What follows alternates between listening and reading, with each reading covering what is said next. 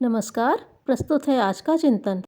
पीछे लागा जाई था लोक वेद के साथ ही, आगे थे सदगुरु मिल्या दीपक दिया हाथी। दीपक दिया तेल भरी बाती दई अघट, पूरा किया बिसाहुणा बहुरी न आवे हट।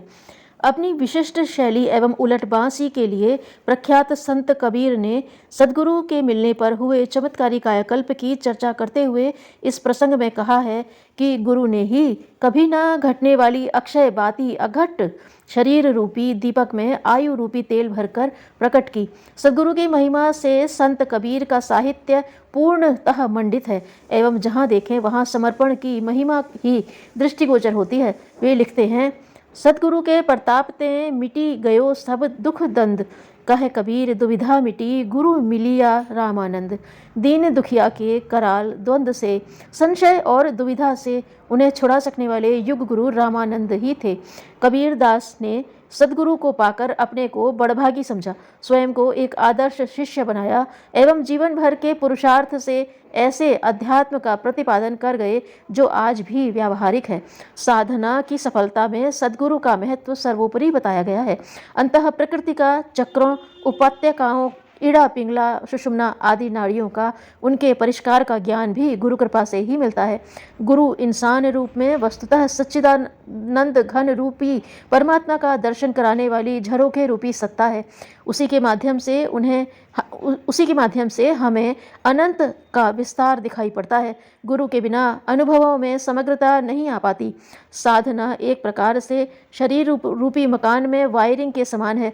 उसका स्विच ऑन करने का काम गुरु ही करता है। भगवान तो निराकार चैतन्यमयी सत्ता है। उसकी साकार प्रतिमा कोई हो सकती है तो वह गुरु ही है। गुरु भगवान का सीधा निर्धारण है, उसी के द्वारा की गई नियुक्ति है। वह सर्वे सर्वा है, उसके खिलाफ कोई अपील नहीं, सुनवाई नहीं। गुरु वस्तुतः एक जिंदा शास्त्र है। यदि उसे पढ़ा जा सके, उस पर न्यौछावर हुआ जा सके तो दुनिया का सारा वैभव, आध्यात्मिक शक्ति का भंडार हस्तगत किया जा सकता है।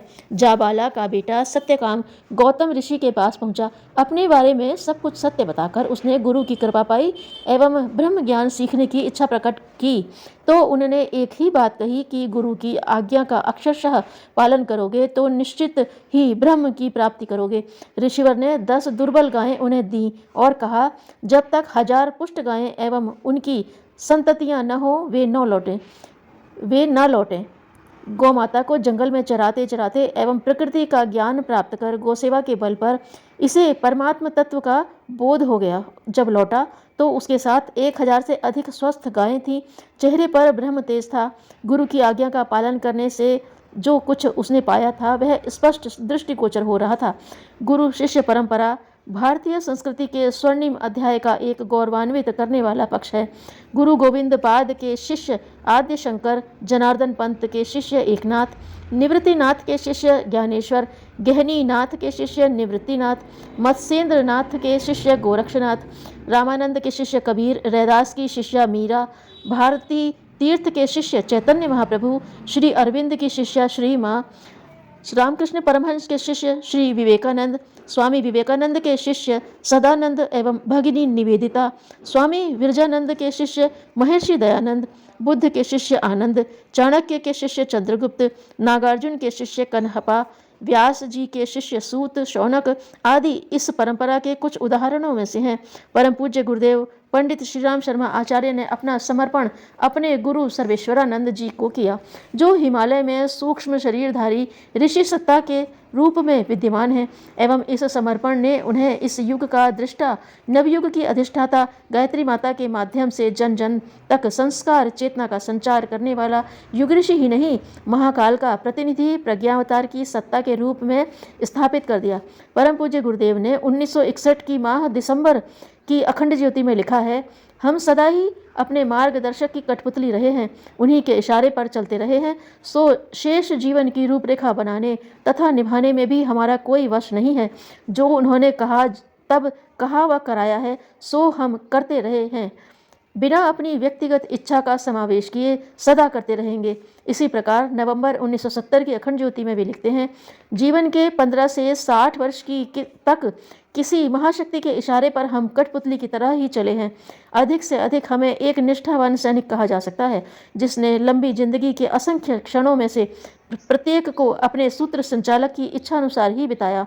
इसी लेख में वे लिखते हैं, जब शरीर और मन बेच दिया तो खरीदने वाले की आज्ञा पर चलने के अतिरिक्त और कोई रास्ता नहीं। यह समर्पण एवं गुरु की इच्छा में अपनी हर इच्छा का विसर्जन जैसे जैसे प्रगाढ़ होता चला जाता है, साधना उच्चतर आयामों पर पहुंचने लगती है।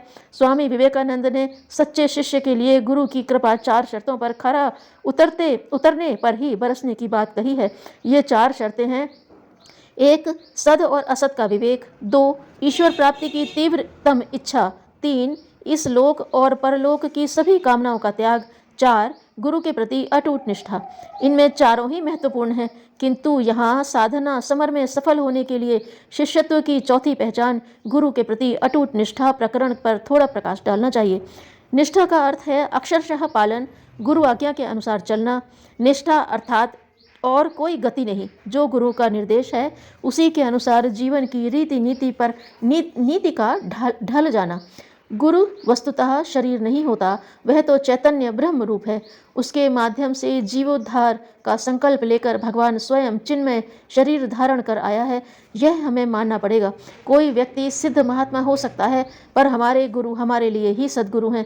उन्हें शरीर रहने न रहने पर भी मानना, उनकी ही आज्ञा का पालन करना सच्चे शिष्य के लिए पालन करने योग्य धर्म है। जो ऐसा करता है वह अपने इन्हीं शाश्वत संबंधों के कारण गुरु की अहेतुकी कृपा का अधिकारी बन जाता है। एक सदी पूर्व एक विलक्षण योगी हुए हैं स्वामी भास्करानंद जी। कानपुर के पास के ग्रामीण अंचल के रहने वाले अपने हिमालयवासी संत गुरु का निर्देश पाकर जीवन भर बनारस में बैठकर साधना करते रहे। गुरु ने कहा, कहीं मत जाना, सभी को सत्प्रेरणा देते रहना, इस लोक परलोक का सारा वैभव तुम्हें मिल जाएगा। इतिहास साक्षी है कि उनकी तपश्चर्या की ख्याति बिना बनारस से उनके बाहर निकले विश्व भर में सुगंधि की तरह फैल गई। प्रिंस ऑफ वेल्स, रूस के जार, जर्मनी के चांसलर, मार्क ट्वेन, राष्ट्र भर के राजा रजवाड़े उनकी चरण रज लेने उनके पास आए। ऐसी सिद्धि मात्र गुरु आज्ञा के निर्वाह के कारण उन्हें मिली। गुरु के प्रति निष्ठा हमारी प्रेम भावनाओं का उन पर आरोपण है। भावनाओं व तर्क का कहीं कोई संबंध है नहीं। निष्ठा के माध्यम से गुरु रूपी ईश्वर पर हमारी प्रेम भक्ति टपकती है। यदि गुरु के प्रति समर्पण समग्र हो, सशर्त न होकर, सकाम न होकर, निष्काम भाव से हो, तो उसी परिमाण में सिद्धि भी मिलती चली जाती है। साधना के भवबंधन पार कर पूर्णता के लक्ष्य तक की यात्रा सरल होती चली जाती है। गुरु निष्ठा का एक जीता जागता उदाहरण सिख धर्म की गुरु शिष्य परंपरा है, जिसमें सद्गुरु को, उनके निर्देशों को, गुरुपंथ साहिब को ही सब कुछ मानकर उनके प्रति सारा समर्पण कर किया जाता है। शास्त्रों ने गुरु को गोविंद से भी बढ़कर ब्रह्मा विष्णु महेश की उपमा दी है। गुरु का आश्रय पाकर एक अदना सा बिना किसी पहचान वाला व्यक्ति भी अनंत वैभव को प्राप्त कर जाता है। बेलें ऊपर उठने के लिए किसी पेड़ का सहारा लेती हैं, लिपट कर वे शिखर तक पहुंच जाती हैं एवं सूर्य की किरणों से साक्षात्कार करती हैं।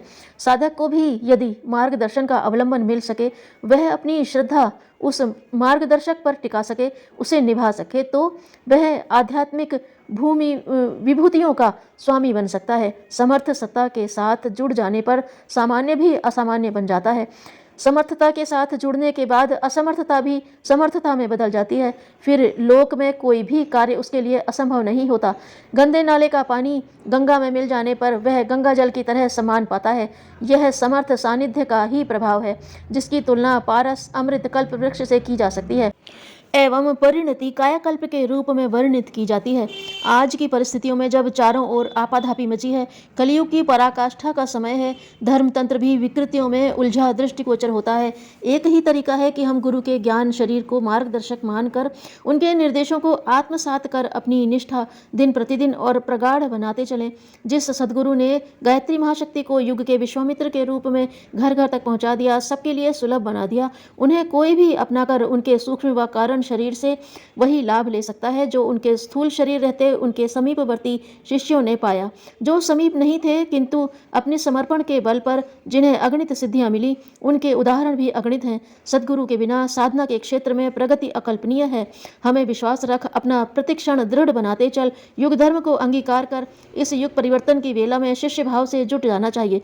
वे हमारी साधना को गति देंगे एवं भवबंधन से मल्लाह की भांति पार करा जीवन मुक्त बनाएंगे। यह विश्वास हमें रखना ही चाहिए। अध्यात्म और विज्ञान परस्पर विरोधी नहीं, एक दूसरे के पूरक हैं। धन्यवाद।